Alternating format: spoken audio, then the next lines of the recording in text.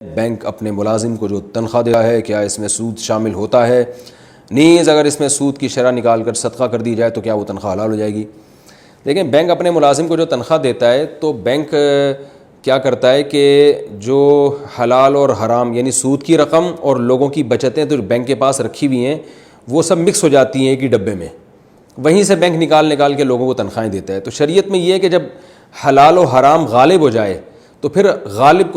حلال و حرام جب مکس ہو جائے تو شریعت پھر غالب دیکھتی ہے، تو غالب چونکہ حلال بچتیں ہی ہیں بینک کے اکاؤنٹ میں، اس لیے اس تنخواہ کو یہی سمجھا جائے گا کہ بینک حلال پیسوں سے تنخواہ دے رہا ہے۔ لیکن مسئلہ یہ ہے کہ بینک میں جاب کرنا حرام ہے۔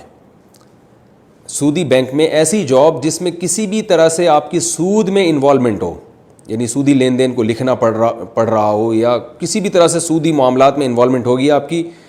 تو آپ کے لیے وہ جاب کرنا حرام ہوگی، کیونکہ رسول اللہ صلی اللہ علیہ وسلم نے ارشاد فرمایا سود کی وجہ سے اللہ تعالیٰ 4 آدمیوں پر لعنت کرتے ہیں، ایک سود کا لینے والا، ایک دینے والا، سود لکھنے والا اور اس پر گواہ بننے والا۔ تو سودی لین دین میں کسی بھی طرح سے آپ بینک میں تعاون کریں گے، یہ تعاون حرام ہوگا۔ پھر بینک حلال رقم سے بھی آپ کو تنخواہ دے گا تو آپ کے لیے حرام ہوگی، کیونکہ آپ کو جس کام کے عوض میں تنخواہ دی جا رہی ہے وہ کام ناجائز ہے۔ بعض دفعہ جیسے آپ نے دیکھیں کسی سے کہا کہ چوری کرو میں تمہیں 20 روپے دوں گا، اب وہ چوری کرتا ہے، آپ اپنی حلال پیسوں سے اس کو 20 روپے دیتے ہیں،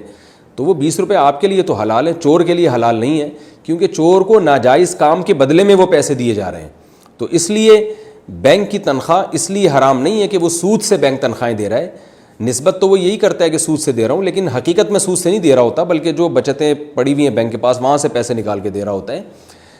لیکن جو کام بینک میں کیا جا رہا ہوتا ہے وہ ناجائز ہوتا ہے، تو ناجائز کام کے عوض میں بینک اگر حلال پیسوں سے بھی تنخواہ دے گا